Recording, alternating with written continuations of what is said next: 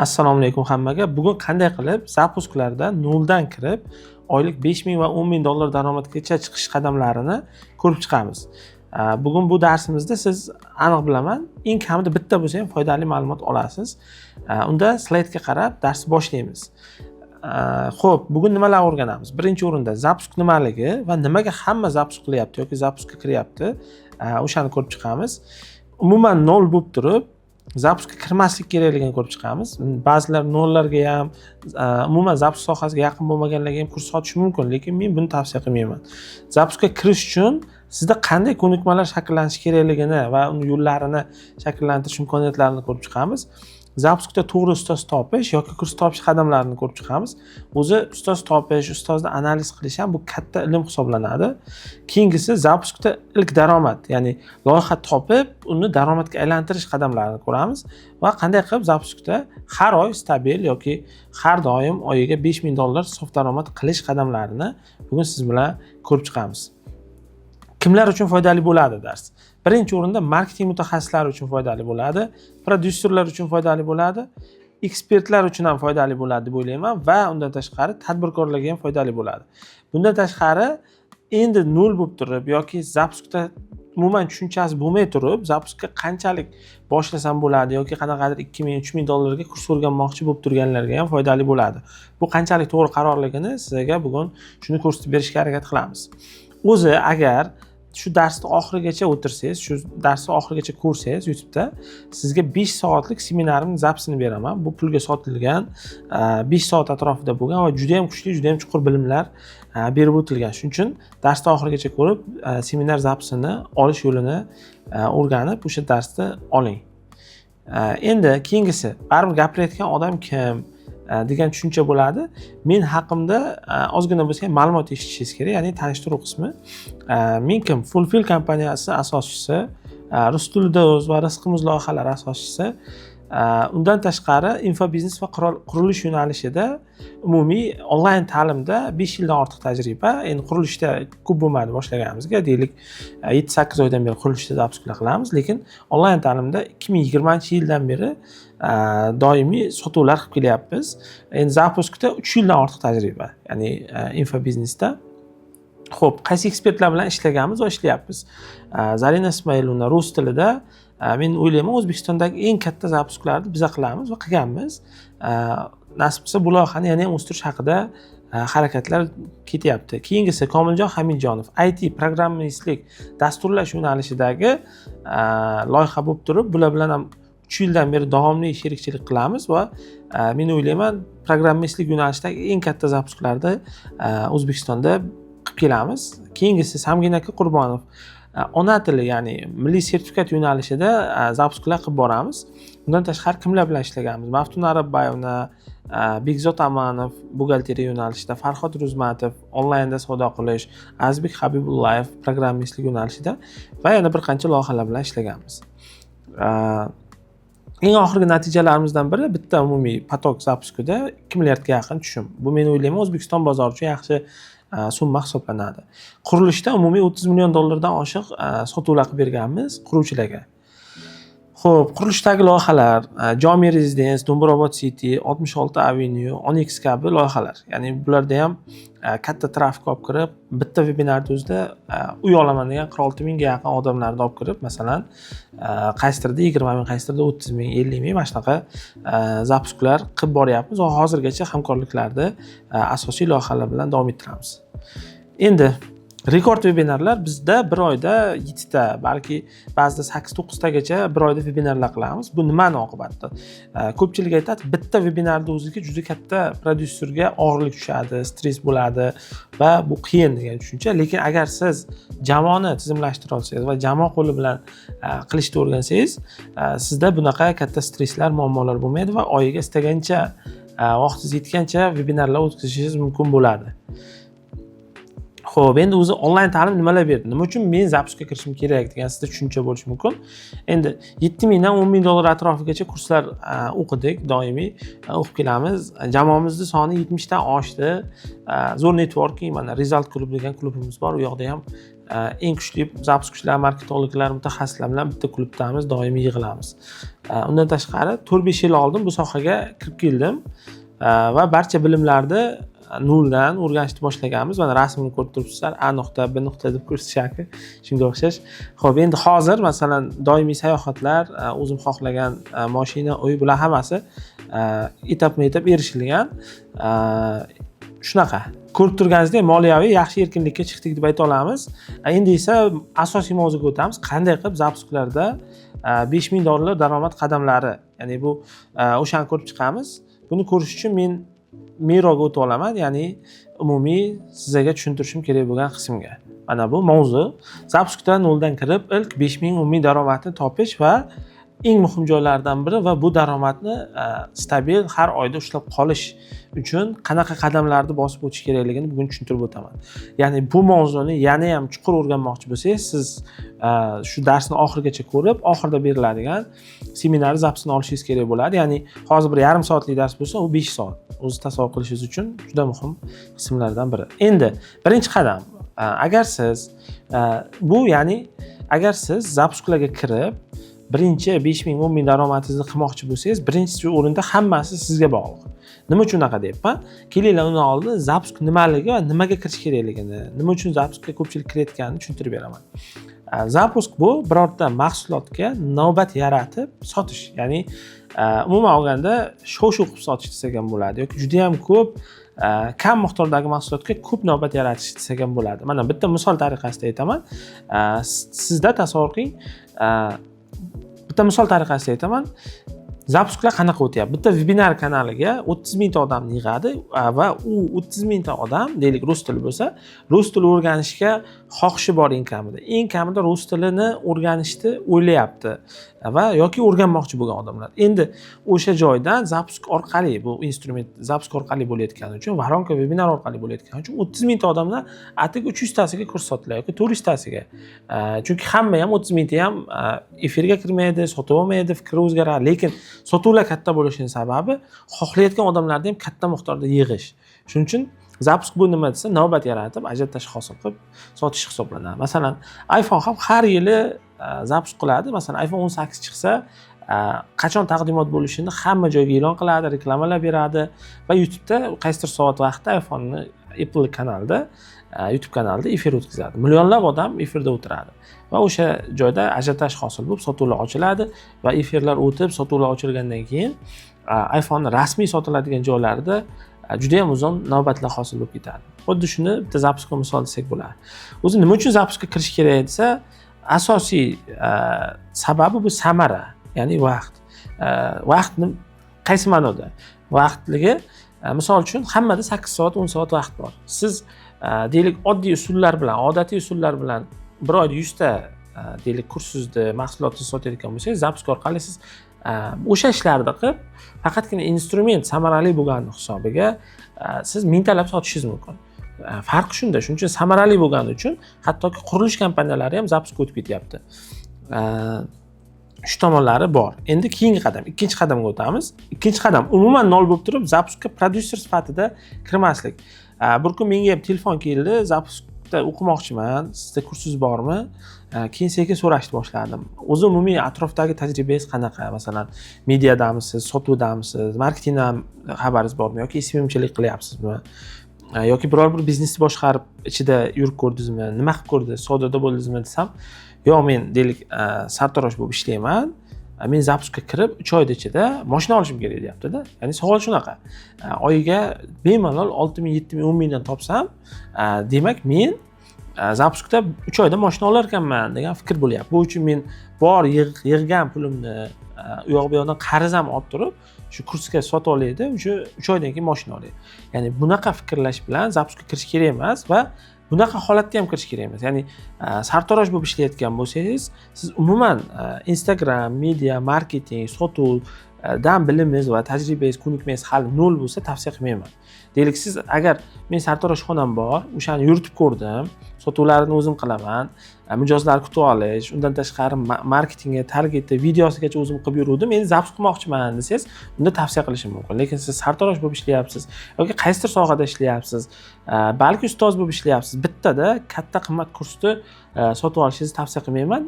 Qanaqa qilishni hozir bitta tushuntirib o'taman. Keyingi qadam, ko'pchilikda zapuskga kirishdan sabab 3-qadam bu maqsad chiroyli hayot, ya'ni boy bo'lib ketish bo'ladi. Nima uchun bunaqa desa, ko'pchilik zapuskchilarda yoki kursini sotayotganlarda hayot nisbatan yaxshiroqdek ko'rinadi Instagramda. Ya'ni yaxshi mashinada yuradi, yaxshi restoranlarda yuradi, doim sayohat qiladi, boshqa. Bu rostdan shunaqami desa, men atrofimdagi ko'pchilikda rostdan shunaqa. Lekin bunga erishish uchun ulardagi yillar davomida orqasida turgan background yoki vaqt bor. Uni har doim Instagramda siz ko'rmaysiz yoki ko'rsatishga imkoniyat bo'lmaydi, vaqt bo'lmaydi. Masalan, men o'zimda ham men eng katta pullarni oxirgi 2 yil, 1 yilda topganman. Lekin mening bu sohada tajribam yaqinda 6 yil bo'ladi. Endi tasavvur qilishingiz uchun qolgan 3-4 yil vaqt bu tajriba olish, odam o'zini ustida ishlash va yangiliklar qilishga ketgan.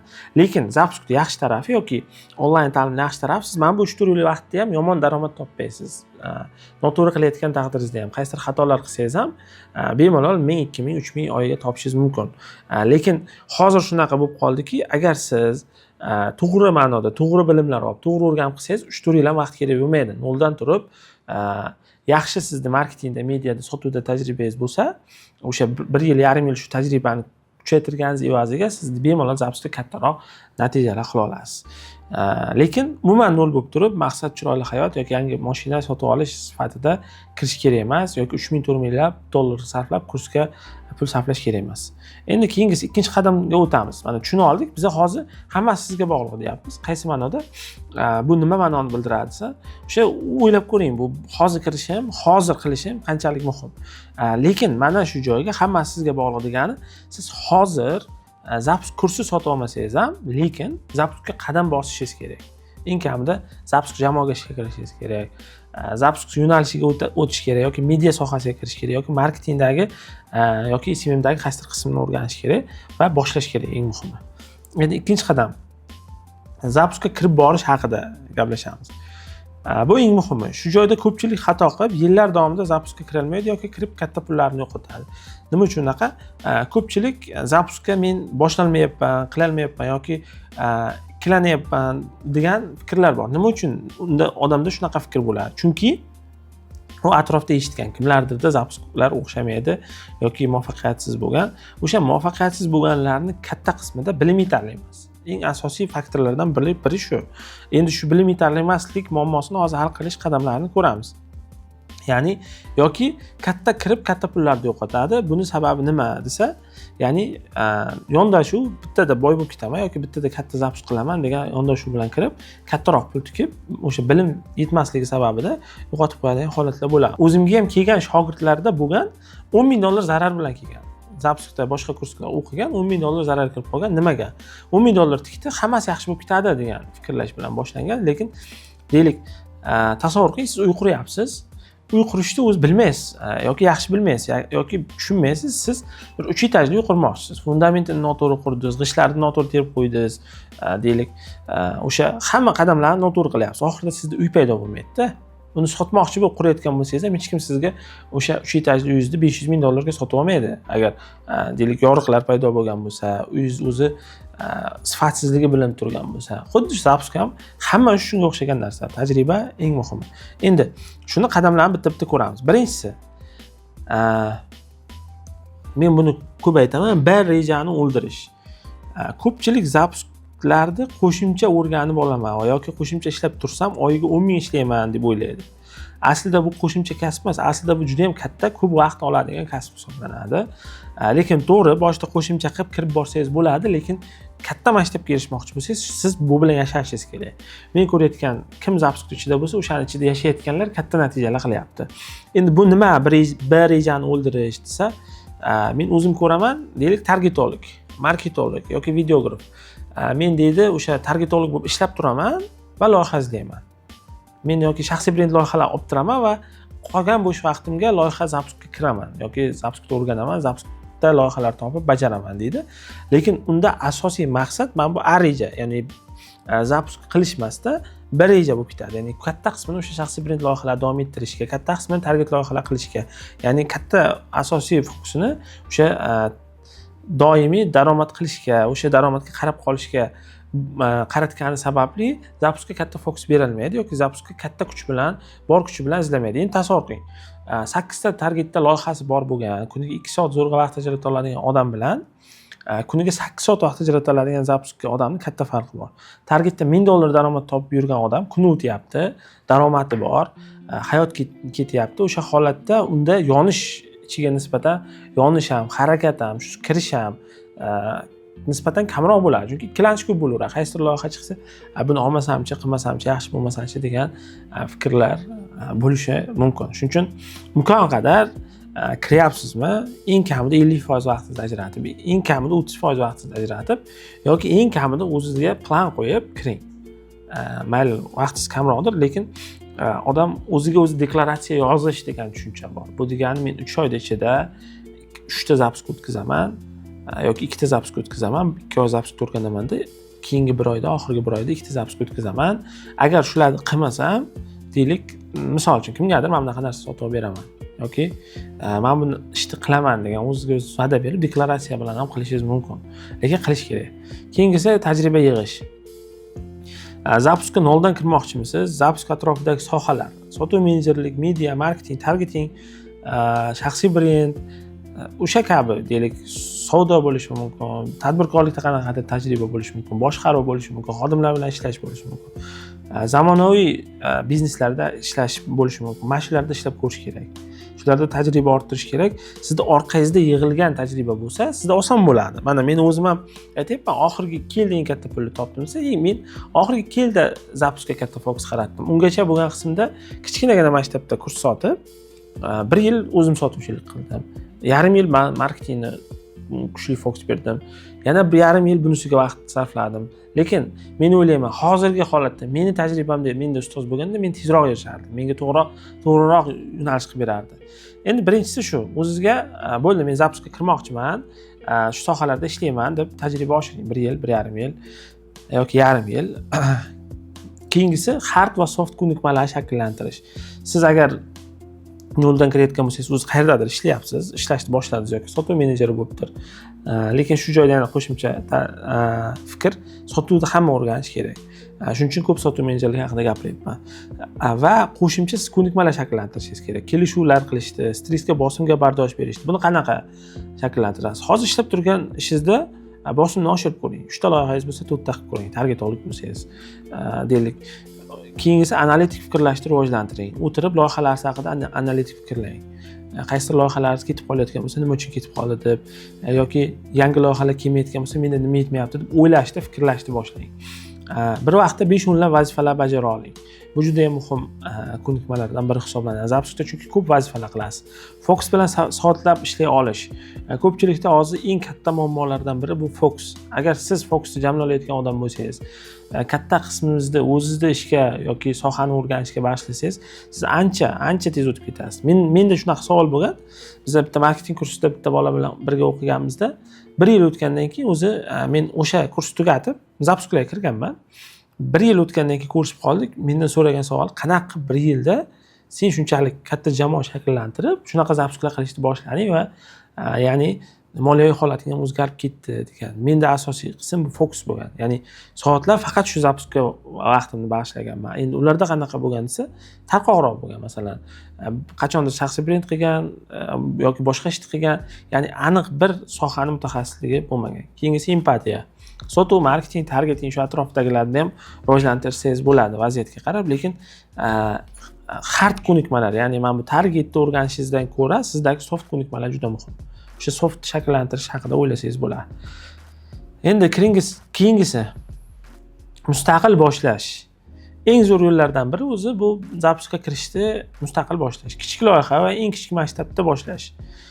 Yillar davomida sekin-sekin o'sib, barcha ishni o'zingiz qilish va tizimli ravishda topshirib borishingiz mumkin. Yaxshi tomoni, ko'p tajriba olasiz. Menda shunaqa, endi men katta vaqtimni shu narsaga sarflaganim uchun, deylik 6 yil umrim shuni ishda bo'layotgani uchun birinchi 3-4 yili faqat o'sha har bir sohada o'zim ishlash bilan o'tgan bo'lsa, men hozir sotuv bo'limini ham o'zim qarab turib qiynab qo'ya olaman. Qaysi ko'rsatkich yaxshi ishlayotganini bittada topa olaman. Marketingni ham, mediani ham hammasini. Lekin menda ko'p vaqt ketdi. Yomon tomoni ko'p vaqt ketadi. Agar bundan yaxshiroq variant tezroq ustoz topib, tezroq o'rganish. Endi ikkinchisi, endi mustaqil boshlash masalasiga kelsak, deylik, любой birorta yo'nalishdagi ekspertni topasiz, o'sha kichkina masshtabda sotuvlar qilishni boshlaymiz deysiz. Misol, matematika ustozidir. Kursingizni ochamiz deb kichkinagina blog ochasizlar, 2 milliondan tikarsizlar, 3 million so'mdan tikib, qanaqadir obunachilar olib kirib, shularga postlar yozib, kurslarni tashkil qilib sotishni boshlashingiz mumkin. Ya'ni har doim zapus qilish uchun $10,000 kerak degan tushuncha yo'q. Bizda o'zimiz ham yangi loyihalar olganimizda odatdan test qilish uchun olingan loyihalarda, ya'ni birinchi loyiha har doim test bo'ladi. $1,500 reklamaga ajratamiz. Bizda imkoniyat bor $10,000 reklamaga tikishga. Ko'pchilik 10,000, 15,000 zarar kirib qolayotgan sababi hali o'zi sohani zo'r tushunmasdan turib ham katta pul tikib yuboradi, shuni hisobiga pul slif bo'lib ketadi. Keyingisi ustoz topish. Ustoz topish bu eng muhim qismlardan biri. Ya'ni kurslar doim ham qimmat bo'lishi shart emas, hattoki bepul ustoz topsangiz ham bo'ladi. Men o'zim zapusga kirganimda ko'p shunaqa qilganman. Ya'ni kim yaxshi zapus mutaxassislar, hammasini topib lichkasiga yozaverardim savol. Mana bu nima bo'ladi, bu nima bo'ladi, buni qanaqa qilsa bo'ladi. Hattoki zoom qilib berardi qaysidirlari. Iltimos vaqtingizni ajrating, mana shu qismini ko'rib chiqaylik degan ma'noda. Bu bir. Ikkinchisi, Rossiyada agar til bilsangiz yoki Amerikadan marketing, zapuska bog'liq kurslarda yaxshilarni topib ko'rsangiz bo'ladi. Endi agar siz O'zbekiston tajribasini o'rganmoqchi bo'lsangiz, eng muhim qismlardan biri ustoz to'g'ri analiz qila olishingiz kerak. Ko'pchilik hozir qanaqa desa, kimdir misol uchun doimiy chiroyli hayotini ko'rsatayotgan bo'lsa, o'shanga imkon qadar shogird tushishga harakat qiladi, chunki insonning miyasi shunaqa ishlaydi. U o'ylaydiki, o'sha inson bu sohada eng kuchli. Kim ko'p reklama qilayotgan bo'lsa, kimning obunachisi ko'p bo'lsa, to'g'ri, ular o'zining sohasida yaxshi bo'lishi mumkin, lekin siz bilan uni vaziyatini ko'rish kerak. Masalan, ular deylik katta shaxsiy brendli insonlar bilan ishlab turib, zapusga kirib kelgan odamlar bor. Agar siz ulardan kurs oladigan bo'lsangiz, sizda nima qiyinchilik bo'ladi desa, ular odatdan katta masshtabda ko'proq gapiradi, katta shaxsiy brend haqida gapiradi va o'shani zapus qilishni aytadi. Lekin siz noldan loyiha olib, noldan loyiha ko'tarishni o'rganishingiz kerak. Ya'ni umuman obunachisi yo'q. Bir dona ham. Siz sovg'a auditoriyaga zapus qilishni o'rganishingiz kerak. O'sha holatda sizda chunki katta shaxsiy brendli, doimiy sotuvlarni qilayotgan loyihani topish ehtimoli juda ham past. Nima uchun desa, siz endi noldan kiryapsiz, bilimlar o'rganyapsiz. Bitta shaxsiy brendi zo'r bo'lgan, bitta dietolog deylik yoki psixolog yoki bilmadim, matematik bo'lishi mumkin. Sizga loyihasini berib qo'ymaydi, u katta bir 30%, 20%, balki 40% ulushga. Deylik, tekinga ishlayman desangiz ham olmasligi mumkin. Shuning uchun boshida mana katta loyihalarga harakat qilish kerak emas, bu o'z bitta insight. Lekin siz o'sha noldan loyihalar ko'tarish haqida o'ylayotgan bo'lsangiz, unda siz o'sha noldan ko'tarib ko'rgan odamlardan o'rganishingiz kerak. To'g'ri analiz qila olish ham muhim ekan. Endi ustozdan foydalanish. Ustoz topdingiz, bepulmi, pullikmi, farqi yo'q. Ko'p so'rang. Men o'zim ham mentorliklar qilganimda ko'radiganim, eng yaxshi natijaga erishganlar eng ko'p so'raydiganlar odatdan. Har bir qadamini tekshiradi. Ustoz deydi, mana dekompozitsiya planini qildim, bir ko'rib bering. Men bittadan ko'z yugurib tursam, ko'ramanki, mana shu joyini nimaga mana bunaqa qildi desam, o'sha joy to'g'rilanib ketgan evaziga zapuska yaxshiroq bo'lishi mumkin. Yoki kreativlarni tashlab bersa, syomkadan oldin juda ham kuchsiz bu. Buni syomka qilsangiz katta trafik olib kirolmaysiz desam, yaxshiroq qilganning hisobiga yana ham yaxshilanishi mumkin-da. Shuning uchun doimiy ustozdan so'rash kerak, keyin doimiy materiallar qaytarib borish kerak. Sizda kurs bo'lsa, doim qaytadan ko'ring, har doim qayta yangi narsalar tushunasiz. Endi bu o'sha siz qaror qabul qildingiz, B planni o'ldirdingiz, zapus nimaligini tushundingiz o'zi. Bundan tashqari siz kiryapsiz, zapusni qanaqa qilib tajriba yig'ish haqida bildingiz yoki siz tajribangiz bor, media marketing, sotuv shu kabi sohalardan birida yuribsiz. O'zi endi siz hard ko'nikmaysiz, soft ko'nikmaysiz deb rivojlantiryapsiz. Boshlamoqchisiz. Mustaqil qanaqadir loyiha izladingiz yoki ustoz topdingiz sirazi. Endi nima qilish kerak desa, endi loyiha topish. Sizda ustozingiz bor, sizda bilim paydo bo'lishni boshladi. Loyiha topsangizgina siz ilk daromadni qilasiz zapusklarda. Bu qurilish loyihami, bu ta'lim loyihami, infobiznesmi, borib xohlasangiz restoranni zapus qilib bering. Bu faqat deylik kurs sotish kerak degani emas. Endi kurs bu eng an'anaviy yo'llardan biri. Loyiha topish haqida juda ham bir qiziq ma'lumot aytib o'taman. To'g'ri loyiha topish eng muhimlaridan biri. Hozir borib, mana shunaqa bitta shogirdim kelgan.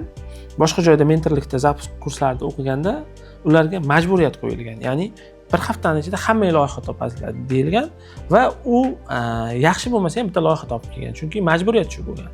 Ya'ni o'shani hisobiga u o'zi boshidan bilgan, u loyiha qiyin juda ham, u loyihada maktabga erishish qiyin, u loyihada bozor juda ham qizil, u loyihada ekspert ham kuchli emas, u loyiha topish majburiyatini olgani uchun shuni topib, qilib muvaffaqiyatsizlikka erishgan. Shuning uchun to'g'ri loyiha topish eng muhim yo'llardan biri. Xuddi haligiga o'xshaydi. Siz uylanyapsiz, uylanayotganingizda siz butun umringizni bitta turmush o'rtog'ingiz bilan o'tkazasiz. Siz bo'ldi uylanishim kerak, yaxshi chiqib qolsa kerak deb uylanib olsangiz, analiz qilishni bilmasdan, to'g'ri loyiha, to'g'ri turmush o'rtoq topishni bilmasdan, misol uchun u sizga to'g'ri keladimi yo'qmi, o'sha narsani hisobini olmasdan, oilasini surishtirmasdan, ertaga o'zingiz qiynalishingiz mumkin. Maksimalniy sababini qilish bu bizning vazifamiz. Xuddi shunday hamma narsada shunaqa. Loyihada ham shunaqa. Odatdan ko'raman, qanaqa zapusklar muvaffaqiyatsiz bo'ladi. O'sha to'g'ri bilim yo'q. Bilim bo'lmagandan keyin bu degani siz to'g'ri sababini qilmayapsiz. Sababini qilmaganingizdan keyin u bo'lmasligi aniq. Loyiha topishda ham shu. Ba'zilar juda ham ko'p harakat qilsa ham, bilim yaxshi bo'lsa ham zapusk o'smaydi. Nimaga? Loyiha yaxshi emas. Ya'ni yo'nalish yaxshi emas. Xo'p, to'g'ri loyiha topish. Ya'ni siz agar 5000, 10000 oyiga daromad qilmoqchi bo'lsangiz, eng muhimlardan biri bu to'g'ri loyiha topish. Bu bolaning ismi Kamoliddin. U Qashqadaryolik, maktabda ustozlik qilib yurardi. Telegram kanalimda ko'p efirlar qilib turardim. O'sha yerda to'g'ri loyiha topish haqida gapirib berganman va o'shandan ko'ra bu loyiha topgan. Ya'ni bo'sh bo'lgan, talab ko'p, lekin taklif kam bo'lgan loyiha topgan va shuni oqibatida menga mana yaqinda o'zi xabar yubordi. Dadasiga mashina sovg'a qilgan. Qishloqda uyni to'liq remont qildi. Yana 30-40 ming yig'ib qo'yibdi. Mashina olsammi yoki uy olsammi deb yuribdi. Hozir shu yaqinda bo'layotgan holat. Bu ishni u qariyb bir 5-6 oyda ichida qilganda, to'g'ri loyiha topib qolsangiz shunaqa, ya'ni rostdan ham zapuskda siz katta natijalar qilishingiz mumkin, lekin o'zi qanaqa qilib to'g'ri loyiha topiladi, u qanday topgan desangiz, shu haqida gaplashamiz. To'g'ri yo'nalish tanlash orqali bo'sh yo'nalish topsangiz, talab taklifda ko'p bo'lsa, siz zapuskni 10-15% instrumentini ishlatilsangiz ham katta daromad qilishingiz mumkin. Bu bolaga shu misol. Ya'ni u faqat Telegram kanali ochdi, shu kanalga trafik odamlar olib kelishni boshladi. Telegramning o'zida, Telegramda bir 25-26 million auditoriya bo'lsa va o'shani hisobiga u o'sha joyda kurslar sotuvini e'lon qilishni boshlagandan keyin bitta mutaxassis, deylik, informatikachi topgan. Informatikada sertifikat olish yo'nalishi. Bu deyarli bo'sh yo'nalish bo'ladi.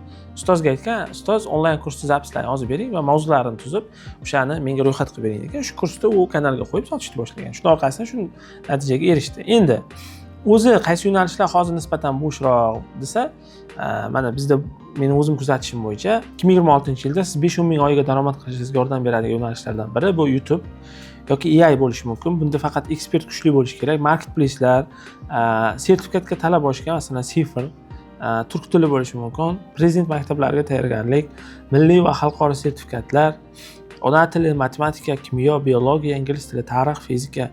Mana bitta statistika aytaman. May oyining o'zida ona tilida sertifikat olish uchun 260 ming inson sertifikatga topshiribdi. Endi tasavvur qiling, u 260 mingning katta qismiga onlayn kurs zarur bo'lgan. Sizni xayolingizga kelmasligi mumkin hech qachon ona tilida men zapisk qilsam katta natijalar qilaman deb. Qisqa vaqtda minglab odamlar o'qityapti, ona tili ustozlari, matematika ustozlari, kimyo biologiya ustozlari. O'zim bilaman, matematikada SAT degan qism bor. O'sha qismni o'rgatayotgan deyarli qariyb $1 million yaqin ishlagan bolalarni bilaman. Shu masalan xalqaro informatika bo'lishi mumkin, boshqa arab tili bo'lishi mumkin, qurilish yo'nalishlari bo'lishi mumkin. Qurilishda ham rostdan zapisk qilish hattoki kursdan oson. Endi siz loyihani o'shalardan birini to'g'ri topdingiz, unda siz ekspertni ham to'g'ri tanlashingiz kerak, rostdan sohasida top bo'lish kerak, yaxshi dars o'tishga xohish bo'lish kerak, onlayn kurslar sotishga xohish bo'lish kerak, pul topishga xohish bo'lish kerak, vaqt ajrata olish kerak. Mana shu 5 ta qadamga qaraysiz, endi topganingizdan keyin oylik 5000, 10000, 1000 bo'lib qolibdi mana bu. Shuni 0 qo'shib qo'yamiz. Deylik, mayli. Daromad qilish uchun siz oyiga stabilniy 20 ming plus minus 20 ming 30 ming atrofida aylanma qilishingiz kerak.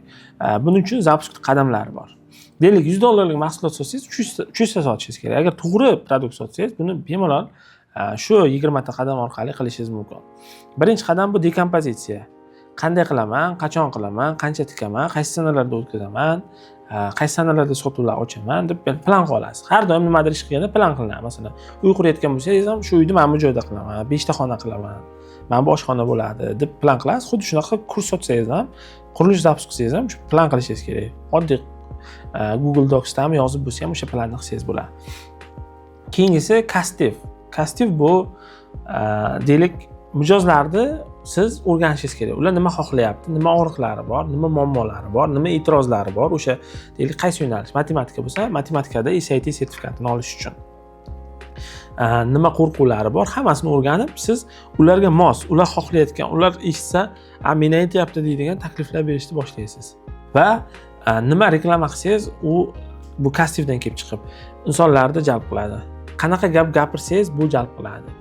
Qanday tekstlar yozsangiz, insonlar sizga e'tibor berishni boshlaydi. Darsda nimalarni gapirsangiz, qaysi mavzular gapirsangiz, insonlar eng katta og'riqlari, eng katta bilmayotgan muammolar, shular bilib olasiz. Kursingizda ham hatto shu Castivga qarab qilasiz. Castiv qilishingiz mumkin. Keyingisi ekspert raspakovkasi. Ekspert raspakovkasi bu ekspertlik va shaxsiyat. Buni siz kontentlarda, o'sha progressda, undan tashqari sotuvda hamma joyda ishlatishingiz mumkin. Raqobatchilar analizi. Kimlar raqobatchilar bor? Ular qanaqa sotyapti? Qanday produktini upakovka qilgan, ya'ni produktini tuzgan. Ya'ni nima mavzulardagi qaysi mavzular? Oyiga qancha sotyapti? Necha pul reklamaga tikyapti? Qancha odami bor? Mana shularni o'rganishga harakat qilishingiz kerak. Masalan, o'zlarini adminlaridan so'rasangiz bo'ladi. Kursini sotib olib ko'rsangiz bo'ladi buni aniqlash uchun. Endi Castivni tepada aytmayapman, qanday qilishni aytdim, nima foyda berishini aytdim. Qanday qilish deganda, siz bitta kanal ochishingiz haqida gapirdik deylik, yoki bitta kanal sotuvni kichkina masshtabda boshlagan bo'lsangiz, sizda mijozlaringiz mavjud deylik. 5000 ta odam sizni matematikada foydali ma'lumot berib borishingizni kuzatyapti, ekspertizda. O'sha kanalda obunachilarni so'rovnoma qoldirib, ism, telefon raqamlaringizni qoldiringlar, sizlar bilan suhbatlashaman deb Zoomda ular bilan suhbatlashishingiz kerak bo'ladi. 30-40 minutlik har bir suhbat bo'ladi. 10 ta odam bilan qilsangiz bilib olasiz. Uni suhbat savollari. Nima uchun o'zi SAT sertifikati olishingiz kerak? Nimaga olmadingiz? Nimalar qilib ko'rdingiz? Nima to'g'ri o'xshadi, nima o'xshamadi? Mana shu faqat nima degan savollar bo'ladi. Endi keyingisi Instagram blogda Castiv va raqobatchilardan kelib chiqib kontentlar Instagram va Telegram blogda qilib borishingiz kerak. Bu juda ham muhim qism hisoblanadi. Sotiladigan produkt konsepsiyasini tuzishingiz kerak. Nima sotsangiz, u sotiladi. Misol uchun, o'shani tuzishingiz kerak. Masalan, biz qurilish kompaniyalar bilan ishlasak, ular o'zlari oyiga 5 ta, 10 ta, 20 ta sotayotgan bo'lsa, biz zapus qilib ko'p sotamiz. Buni yana bitta siri, ularda offerda, taklifni kuchaytiramiz. U deylik $20,000 bosh to'lovga uyini sotmoqchi. Bozor lekin buni tortmayotgan bo'lsa, biz 10 ming qilib qo'yamiz. Uni aytamiz, ularga tushuntiramiz raqobatchilarni analiz qilgandan keyin. Siz ham o'sha raqobatchilarni analiz qilib sotiladigan taklif tayyorlaysiz. Misol uchun, ular 3 oyda SAT sertifikatini olishni o'rgatayotgan bo'lsa, siz 1 yil qilishingiz kerak emas. Raqobatchilar rostini yutib ketadi. Keyingisi o'sha offer tayyorlash. Masalan, xuddi shunday 3 oyda SATdan mana bu sertifikatni olish yoki dasturlashdan $10,000 daromadgacha. Keyingisi varonka tanlaysiz, yo'l tanlaysiz. Sizda yaxshi produktingiz bo'lgan bilan, yaxshi taklifingiz bo'lgan bilan, yaxshi mahsulotingiz bo'lgan bilan uni hamma joyga jar solib aytib bera olmasangiz, unda sotuvlar bo'lmaydi. Ya'ni varonka bu webinar varonkasi. Bitta kanalga odamlar yig'ib o'sha yerda webinar qilishingiz mumkin. YouTube'da mana hozir ko'rib turganingiz vesel varonka deyiladi. O'sha YouTube'ga shu kabi videolar tayyorlashingiz kerak mumkin. Yoki to'g'ridan to'g'ri, mana men SAT bo'yicha onlayn kurs qilyapman, ro'yxatdan o'tinglar deb turib sotuvchilar sotishi mumkin. Bunaqa varonkalar ko'p. O'sha sizning yo'nalishingizda ishlayotgan yaxshi varonkalardan birini tanlaysiz va buni tuzib chiqasiz. Men bu qadam qilaman, reklama syomka qilaman, Telegram kanalga odam olib kiraman, uni progress qilaman, unda webinar o'tkazaman, unda sotuvlar qilaman deb qadamlarini yozib chiqasiz. Keyingisi reklamalar, undan keyingisi masalan biz odatdan webinar varonkalar tanlaymiz, o'shaning uchun kreativlar syomka qilamiz, ya'ni reklamalar dasturlashda noldan daromadgacha nomli bepul webinar qilyapman. Bu webinarda qatnashish uchun ro'yxatdan o'tib, Telegram kanaliga qo'shiling deymizda, 3 kunlik, 2 kunlik bo'ladi. O'shani shunaqa videolarni har xil qilib olamiz. Castivda og'riqlardan kelib chiqib, kreativlarni tekshiramiz. Ularni kontaktini olib webinarga qo'shish uchun webinar kanaliga saytni tayyorlaymiz. Deylik, tasavvur qiling, reklama chiqdi. Siz istalgan joyda daromad qilishni xohlaysizmi? Bu uchun meni dasturlashda noldan daromadgacha webinarimga qatnashing. Men shu odamman. Mana bu 17-18 iyul kunlar soat 20:30 webinar qilyapman. Webinarda buni qadamlarini to'liq bepul ko'rsataman. Bu uchun ro'yxatdan o'ting va Telegram kanaliga qo'shiling degan reklama chiqdi. Uni podrobniy tugmasini bossa, sayt ochiladi. Saytda siz yana bitta tugmani bosasiz, ism, telefon raqam qoldirib, keyin webinar kanaliga qo'shilasiz. Bu ism, telefon raqamini olish sababi biz ularga SMS rassылкалар qilamiz. deylik kanal upakovka qilinadi. Reklamalar ishga tushadi. Webinar voronkasiga ko'ra trafik kanalga yig'iladi. 10 mingta, 15 mingta. Siz ham ko'rgandirsiz. Umringiz davomida bir marta bo'lsa webinarda qatnashgandirsiz. O'shalarda olib kirasiz. Keyingisi progress qilish. Progress qilasiz, bu progress qizdirish degani. Qizdirasiz odamlarni bir hafta davomida, siz bir haftadan keyin deylik bepul darsiz, ungacha siz kimsiz, nima uchun sizni eshitish kerak, qanaqa natijalarga erishgansiz, kimlar qanday natijalarga olib chiqdingiz, nima uchun hozir o'rganish kerak, nima uchun sohani deylik hozir o'rganish uchun sabablar, mana shu hamma ma'lumotlarni ochib berganingizdan keyin u sizdan sotib olish imkoniyati oshadi. Shu. Keyingisi webinar slayd. Webinar kuni siz webinarni zo'r qilib o'tishingiz kerakki, uni ham o'zini slaydini tuzish qadamlari bor. A, B, C, D ketdi. Uni to'g'ri qila olishingiz kerak. Buning uchun uni ustida ishlash kerak. Masalan, yarim kun, bir kun ishlaysiz va uni to'g'ri qadamlari orqali deylik boshida tanishtirasiz, keyin ularga ko'p kontent berasiz, ko'proq. Mana bizlar ham shunaqa qildik. Men hozirgi webinar slaydini ko'rsangiz, xuddi shu narsa. Boshida men o'zim tanishtiryapman, undan keyin hozir sizga kontent qilyapman, keyin qanaqadir mahsulotim haqida ma'lumot ham berishim mumkin. Webinar kunlari webinarni ko'tarinki kayfiyatda yuqori tempda o'tkazish va webinarda sotuv qilish. Sotuvda triggerlar ishlatish, masalan, muddatda aytasiz, narxda aytasiz, ishonchda aytasiz, pul qaytarib bera olishingizni aytasiz. Triggerlar degani bu odamni orqasidan tepish degani. Odamlar eng qiyin ishlardan biri bu qaror qabul qilish. Odamlar o'zlari qaror qabul qilishga qiynaladi. Siz o'shaning uchun triggerlar ishlatib, ularni tepib qaror qabul qilishga yordamlashasiz. Ya'ni o'xshamasa pulingni qaytarib beraman. Agar men 100% ishonchliman degan narsani ochib berasiz. Misol uchun, mana shu ishlar qilganman. Hamma narsalar qaror qabul qilishga tepib bir nechta tepganingizdan keyin u bo'ldi, oson bo'lar ekan deb majburiy sotaveradi. Sotuv bo'limini tayyor qilish. Sizga masalan webinar yaxshi o'tdi, webinar kanaliga deylik o'zi 15 mingta odam yiqqansiz, 1,5 mingta odam webinaringizga kirdi, 500 ta odam lead qoldirdik. Umuman sotuvchingiz bo'lmasa, siz muvaffaqiyatsiz fail qilib qo'yasiz. Ya'ni shuning uchun sotuvchi eng kamida bitta, ikkita yoki eng kamida o'zi sotishingiz kerak. Ekspert bilan o'zi sotsangiz ham bo'ladi. Boshida siz kichkina maktabda qilmoqchi bo'lsangiz, o'zingiz va ekspert sotish kerak. Bizlar ham boshida o'zimiz sotganmiz. Men o'zim sotardim. Lekin o'sha paytda ham birinchi webinarlarimiz o'xshashni boshlagandan keyin 250 million sotuv bo'lardi. O'shanda men daromadim o'zi ham normalniy bo'lgan. Keyingisi webinar o'tgandan keyin o'sha kanalda doimiy har kuni postlar qo'yib dajim qilasiz. Ya'ni dajim degan har kuni nima uchun ro'yxatdan o'tish kerakligini eslatib borasiz, sotuv tugaguncha. Deylik 10 kun, 15 kun sotuv qilsangiz, o'sha tugaguncha. Keyin sotuvlar tugadi, qaysidir kuni dars boshlandi. Bu o'zi mana shu joyini tushunmay qolgan bo'lishingiz mumkin. Mana qaytadan takrorlayman. Siz reklama qildingiz, webinar kanaliga odam olib kirdingiz. Webinaringiz masalan bugun 1-avgust bo'lsa, 7-avgust kuni webinaringiz bo'lyapti. 7 kun davomida kanalni qizdirib bordingiz. Bepul webinar mavzularini ko'rsatdingiz, odamlar webinarga olib kirdingiz. Webinarda siz 2 soatlik jonli efir qilyapsiz. Unda deylik birinchi o'zingiz tanishtirdingiz, oxirida kursingiz taqdimoti bo'lishini aytdingiz, unga va'da qilgan bilimlaringizni o'rgatdingiz va kursingiz taqdimot qildingiz. O'sha taqdimotda 7-kun siz webinar o'tkazayotgan bo'lsangiz, deylik 15 kundan keyin kursingiz boshlansa, 22-avgustda kursim boshlanadi. Bu 15 kun davomida ham kanalda doimiy postlar tashab, qizdirib borib, yana qolib ketayotgan, ko'rmay qolgan, ikkilanayotgan mijozlarni kursingizga qo'sha olasiz. 22-avgustda deylik misol 100 ta odamga, 200 ta odamga kursingizni boshladingiz. Va zapuskni yakunladingiz, hisob-kitoblarni qildingiz, o'quvchilar o'qitdingiz va bitta zapuskingiz tugadi. Bu uchun yaxshi qadamlar bilsangiz, bir oy yetarli, uzoq. Bizlar bir oyda bitta yo'nalishda 4 ta 5 ta webinar o'tkazamiz. Har oy shuni takrorlasangiz, siz oyiga har oy 5-10 ming daromad qilasiz agar to'g'ri yo'nalish bilan kirgan bo'lsangiz. Menimcha 15 ming, 10 ming dollar daromad qilish qadamlarini tushundingiz. Menimcha foydali bo'ldi deb o'ylayman. Bilaman, buning ichiga juda ham chuqur kirib bo'lgani yo'q, chunki vaqt cheklangan. O'shaning uchun o'sha 5 soatlik seminarda to'liq ko'rib chiqsangiz, yana ham chuqurroq kirishingiz mumkin bo'ladi. O'sha chuqurroq kirish muammosini oldini olish maqsadida ham to'liq qadamlar, tayyor shablon materiallarni, ya'ni imkoniyatni bittalab har bir darsda ochib bera oladigan sizga taklifim bor. Ya'ni xato qilmasdan, vaqt yo'qotmasdan, mana men o'zim yillar davomida rostdan vaqtimni o'sha to'g'ri zapusklarni qilish uchun ketkizdim deb o'ylayman.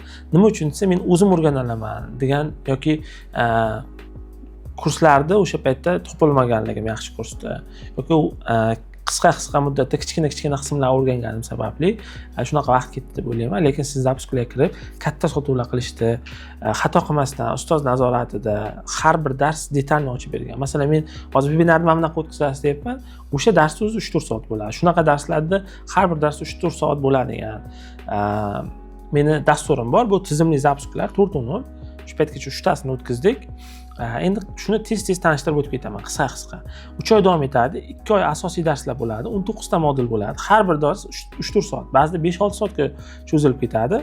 Endi tasavvur qilishingiz uchun umumiy olganda 100 soatdan oshiq darslar. Siz 100 soat bitta sohani o'rgansangiz, yana shuning ichida 5 yildan beri yurgan odamdan aniq bilaman, eng muhim tajribalar olasiz. 1 oy davomida keyingi, ya'ni 3 oy davom etadi. Birinchi 2 oy dars bo'lsa, keyingi 1 oy 4 ta razbor bo'ladi. Razborda 2 oy davomida olingan bilimlardan siz qilgan zapusklarni tahlil qilamiz. Hammani razbori bo'ladi. Zapusk qilib kelganlardagi. Endi faqat o'zi umumiy 30 ta o'quvchi olaman. 25 tasi faqat offline, 5 ta onlayn. Undan ko'p olmayman. Men shuncha olaman dedim, shuncha olaman odatdan. Ya'ni cheklangan. Siz qaror qabul qilishni cho'zsangiz, doim qabul bo'lasiz, menimcha adashasiz. Chunki odatda 3 oy, 6 oy, ba'zida 1 yilda bir marta kurs ochaman. 19 ta offline dars, mentorlik davomida doimiy yordam, barcha tayyor qo'llanmalar va shablonlar, 5-6 ta mutaxassis mehmon spikerlar, barcha savollarga javoblar. Odatdan o'zim misol uchun doimiy yordam berib turaman shogirdlarga. Buni mentorlikda o'qigan shogirdlardan bemalol topib aloqaga chiqib so'rasalaringiz bo'ladi. Hozir ular haqida ham ba'zilarini ko'rsatib o'taman. Kimlar uchun foydali? Marketing mutaxassislari uchun, prodyuserlar uchun, boshlang'ich prodyuserlar uchun, 20, 30, 50 ming dollarlik zapusk qilayotgan prodyuserlar uchun, hattoki 100 ming dollar zapusk qilsangiz ham kelishingiz mumkin. Nima uchun? Biz odatdan tizim orqali qilamiz. Siz nafaqat o'zingiz faqat bitta loyihani olib 100 ming dollar zapusk qilib, qiynalib, katta fokusingizni berib qilayotgan bo'lsangiz, siz tizimli qilmoqchi bo'lsangiz, buni albatta o'qishingiz kerak. Jamoa bilan stresssiz qilishingiz mumkin. Men o'zim haftalab ba'zi safarga ketaman. Deylik, sayohatlarda bo'laman. O'sha vaqtda ham bizda zapusklar davom etadi. O'sha oyda ham 5, 6, 7 ta vebinarlarimiz bo'ladi. O'tadi u narsalar. Shuning uchun juda muhim, agar tizimli zapusklar qilishni o'rganmoqchi bo'lsangiz, katta sotuv bo'limi, jamoa, media, marketing hammasini qurib qilmoqchi bo'lsangiz, 100 ming dollarlik zapusk qilsangiz ham keyin maslahat beraman. Ekspertlar uchun, o'zini kursini sotmoqchi bo'lgan ekspertlar uchun, hozir shogirdlar kursdaman. Shogirdlar ichida o'zini kursini sotayotganlari ko'p juda ham. Siz ekspert bo'lib katta daromad topmoqchimisiz, zapusk o'rganishingiz kerak. Tadbirkorlarga, agar biznesingizda zapusk qo'llamoqchi bo'lsangiz, bu muhim. Mana o'tgan potokda ham tadbirkorlar o'qidi, maishiy texnikalar sotadigan va sayohatga jo'natadigan shogirdim o'qidi-da, u o'shani zapusk qilyapti. Tasavvur qiling, sayohatga jo'natishdi, zapusk qilishingiz mumkin. Maishiy texnikani zapusk qilyapti hozir. Endi dars mavzularini tez o'tib ketaman. Birinchi dekompozitsiya, planlar qilishni o'rganamiz. Maqsad qo'yish, mentorlikdan maksimal foyda olish yo'llari, razborlar, zapusk strategiyalarini o'rganasiz. Ya'ni birinchi darsda tanishuv bo'ladi, dekompozitsiya bo'ladi, resurslarni tahlil qilamiz, zapusk strategiyalarini ko'rasiz.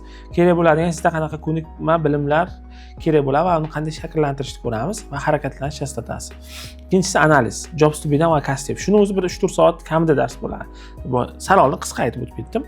Produkt uchun segmentni aniqlaysiz, mijozlaringizni chuqur tushunasiz va mijozlarning muammosiga 100% yechim beradigan produktni ishlab chiqishni o'rganasiz. Ya'ni kastiv mavzusida siz kastiv turlari, jobs to be done mohiyati, produkt analizi, mana bu yerda J qolib ketibdi. Webinar analizi, jobs to be done o'tkazish qadamlari, mijozlar analiz qilish, jobs to be done intervyuni o'tkazish uslublari, kastivdan oldingi gipotezalarni yozish, jobs to be done'ni tasdiqlash, kastivdan oldingi segmentlarni gipotezalari, segmentlarni aniqlash. Ya'ni jobs to be done va kastiv ikkalasining farqi, o'shani har birini o'rganamiz. Uchinchi dars xizmat sotish va ekspert tanlash. Ekspert topish, ekspertlar bilan munosabatlarni ushlash, ekspert oldida hurmatga erishish va qonuniy shartnomalar qilishni o'rganasiz. O'zingiz xizmatingizni ham shu dars orqali sotish haqida o'ylab ko'rishingiz mumkin.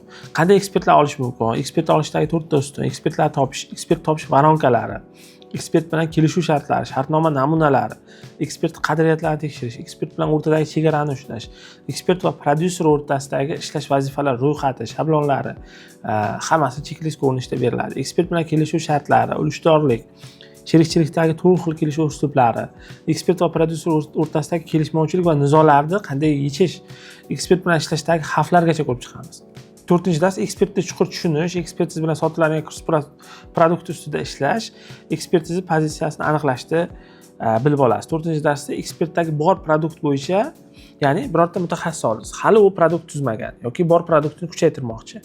Brief berasiz. savollar namunasi o'shani to'ldirsa siz bu bilan bu ekspert bilan mana shunaqa produkt qilsam bo'lar ekan degan tushunchani hosil qilasiz. Ekspert bilan raspakovka o'tkazish, ya'ni raspakovka 2 soatdan 8 soatgacha bo'lgan suhbat. O'shani qanaqa qilib o'tkazib, buni ishlatishni ham ko'rib chiqamiz. Ekspert pozitsiyasini aniqlash va ekspertning shaxsiy brendini boshlash uchun pozitsiyani o'rnatib berish darsi bo'ladi. 5-dars sotuv varonkalari.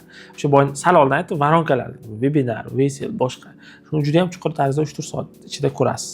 Siz zapisk varonkasini to'liq tushunib olasiz va uni har qanday mahsulotni sotish uchun to'g'ri ishlatishni, qurishni o'rganasiz. Sotuv kanallarini aniqlash, sotuv varonkalari, naming varonkalar, bir nechta turdagi varonkalar o'rganamiz. 6-dars copywriting darslari. Siz kuchli kreativlar yozishni, sotuvchi matnlar yozishda eng katta ko'p qilinadigan xatolarni, hattoki Telegram uchun kuchli pozitsiya, hattoki Telegram uchun kuchli postlar yozishni o'rganasiz. Copywriting sirlari. Bu darsda siz copywriting, sotuv xatlari yozish, webinar uchun kreativlar yozish uslublari, sotuvchi saytlar uchun xat yozish, webinar peji sayti uchun sotuv xatlari yozish, produktga sayt uchun copywriting yozish, Telegram kanallariga kuchli postlar yozish. Telegram kanallaridan biz katta trafik olib ko'ramiz, o'shalarni ham o'rganasiz. 7-dars progress sirlari. Progress qilishni, sotuv progresslarni tuzishni va dajm qilishni o'rganasiz. Bu orqali sotib olishga tayyor bo'lgan mijozlarga ega bo'lasiz. Progress mohiyati, nega progress kerakligi, webinar progress nima vazifalar bajarishni ko'ramiz. 7-darsda progress 8 ta etapini ko'ramiz, muhim triggerlar ishlatishni ko'ramiz. Sotuvga yordam beradigan 15 ta texnikani ko'rib chiqamiz. Dajm nimaga kerakligini ko'ramiz. Dajm qilish qadamlari va kuchli dajm ko'ramiz. Bizning eng kuchli taraflarimizdan biri bu dajm va Telegram kanallarida progress qilishni ham ko'ramiz. 8-dars trafik. Siz katta trafik olib kirishni, target va Telegramdan olib kirishni o'rganasiz va 40 ming, 50 ming, balki 30 minglab odamlar olib kirib katta sotuvlar qilishni va ularda olib kirilgan trafikni mijozga aylantirishni bu darsda ko'rib chiqamiz. Trafik kanallari, trafik budjetini belgilash, kanallarga ko'ra taqsimlash, Instagram target uchun muhim talablar, zapisk uchun target yoqish qadamlari, CBO, EBO, CTR, CPL, waste rate, lead rate, hook rate, hold rate kabi ko'rsatkichlar boshqarish, syncopage ishlatish, saytlar hammasini o'sha yerda ko'ramiz. Lead rate tushib qolayotganlarga retarget qilish, SMS rassirkalar, retargetlar, link TV servislari, Telegram kanallarni to'g'ri tahlil qilib olish va ular to'g'ri reklama berish, Telegram kanallaridan trafik olib kirish hammasini 8-darsda ko'ramiz. 9-dars produkt yaratish. Produktlar OTP'sini topish, offerlar yaratish, produkt bo'limini tuzish, hammasini qurishni o'rganasiz. Bu yerda produkt ideyasi, konsepsiyasi, metodologiyasi, raqobatchilarni produkt bo'yicha analiz qilish, bonus modullar produktga qo'shish, produktga bepul bonuslar qo'shish, hammasini ko'rib chiqamiz. Produkt uchun keyslar yig'ish, produkt bo'limi, sifat nazorati. Bizda katta sifat nazorati bo'limi ishlaydi. Shu bo'limni qurish va produktga bog'liq muammolardan qutulishni ko'rasiz. Ta'lim bo'limini qurishni ko'rasiz. Webinarda sotish o'rnatish, webinarga yuqori konversiyali qilib o'tkazib, sotuvlar qilish, webinar prezentatsiyalar to'g'ri qilishni o'rganasiz. Bu yerda hamma mana o'rganiladigan ma'lumotlar turibdi, o'qib olishingiz mumkin. Tezroq o'taman bu yog'iga. Sotuv bo'limi qurish. Sotuv bo'limida rop olish, sotuv bo'limidagi varonka, naming, odam olib kirish, o'qitish, sotuv bo'limiga akademiya qurish, sotuv bo'limiga bonus KPI'lar qurish, roplarni topish, sotuvchilar doimiy o'rgatib borish, ularga o'tkaziladigan majlislar, ularni topshiradigan hisobotlari, kunlik hammasini zapisklar qanaqa qilib sotuv bo'limida zapisklarda sotuv bo'limini ishlatish barchasini o'rganasiz. 12-bo'lim sotuv asoslari. O'z xizmatlaringizni sotishni, mahsulotlarni sotishni o'rganasiz. Sotuv uslublarini ko'rib chiqamiz. TPX, spin, muzokaralar, uchrashuvlar o'tkazish, hammasini kuchli muzokaralar orqali sotishlarni ko'rib chiqamiz. 13-dars jamoa boshqaruvi. Men eng yaxshi ko'radigan bo'limlardan biri. Jamoa tuzish, jamoa boshqarish, kengayish bo'yicha bilimlar o'rganasiz. Jamoani tuzishni boshqarasiz, jamoani his qilasiz, jamoadoshlar eshitasiz, jamoaga suhbatga olishdi, erkak ayol xodimlar farqini, ular bilan ishlashdi, jamoaga top xodimlar olib kelish va topish, outsourcing, tezliklar bilan ishlashdi, barchasini o'rganishingiz mumkin bo'ladi. Jamoani tizimlashtirish. Keyingi darsda jamoani tizimlashtirish, org strukturalar, jamoaga SOP'lar yozish va jamoani akademiyalarini qurib, ularni tizimli ravishda ishlatishni ko'ramiz. Operatsion menejment. Jamoaga kim nimaga javobgar ekanligini biladi, qarorlar kechikmaydi, rahbar mikromenejmentsiz ham barqaror natija oladigan boshqaruv tizimini qurishni bilib olasiz. Bizda ham masalan men asosan hozir strategiyalar bilan, yangi loyihalar bilan, yangi uchrashuvlar bilan asosan o'tkazsam, bizda operatsion direktorimiz butun jamoa, ya'ni mikromenejment bilan butun jarayonlar boshqarish bilan shug'ullanadi. Xuddi shu narsani qanaqa qilib yetib borishni ham ko'rib chiqamiz.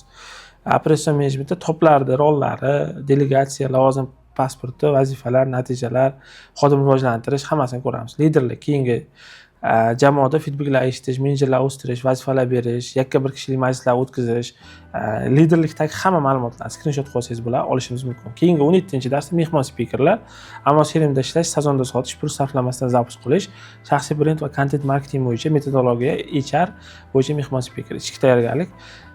Undan tashqari keyingisi ichki tayyorgarlik. Kuchli liderga xos fikrlash, odatlar, shaxsiy xarakterni shakllantirib, har qanday zapusni ishonch bilan boshqarishni o'rganamiz 18-darsda. Zapusdagi shaxsiyat, zapuschilarda bo'lishi kerak bo'lgan soft skilllar, risk qila olish qobiliyatini ko'rib chiqamiz. Qanday kayfiyatda prodyuser zapuslarda fail bo'lishini ko'rib chiqamiz. Zapusga e'tibor berilishi kerak bo'lgan ko'zga ko'rinmas detallarni ko'rib chiqamiz. Va eng muhim modullardan biri qurilish zapuslarini ko'ramiz. Qurilish zapuslarida barcha qadamlarni bitta 4 soat, 5 soat vaqt ketadi. Hammasini ko'rib chiqamiz. Qurilishda kastiv, qurilishda offerlar tayyorlash, qurilish zapus bozor analizi, mana bu noto'g'ri tushib qolibdi, tizimli zapuslar degani.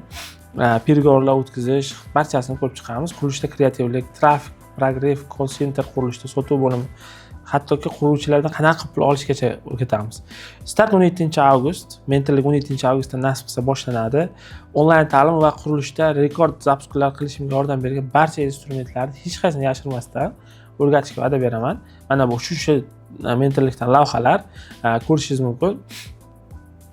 Razborlar qilamiz, mana shunaqa ko'rib turganingizdek 4 marta darslardan tashqari Zapusk ensiklopediyasi sizda bo'ladi. Hamma shablonlar tartibli ravishda qo'lingizga bo'ladi. Undan tashqari bonus kurs regular menejment bo'yicha narxi bebaho Javohir akani komandamizni operatsion direktorini kursini sizga beramiz.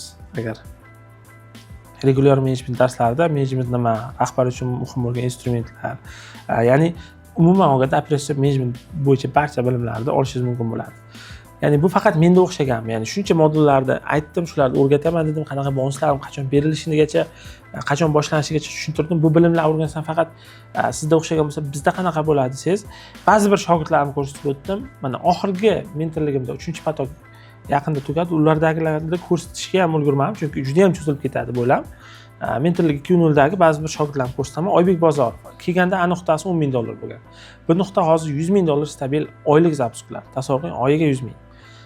100,000 plus minus, ya'ni ba'zida oshadi, ba'zida kamayishi mumkin, lekin 1,5 milliardgacha zapusklar va energiyadan ikkita bitta emas, L9 mashinasi va boshqa narsalarga erishdi. Hamma bitta o'sha kelganda $10,000 zapusk qilgan. $10,000 zapusk qilgan odam prodyuser bilan tasavvur qiling, hech pul o'ziga qolgan. 2,000 qolgandir. Endi o'zi hozir deylik $77,000 sof foyda ishlayapti bir oyda.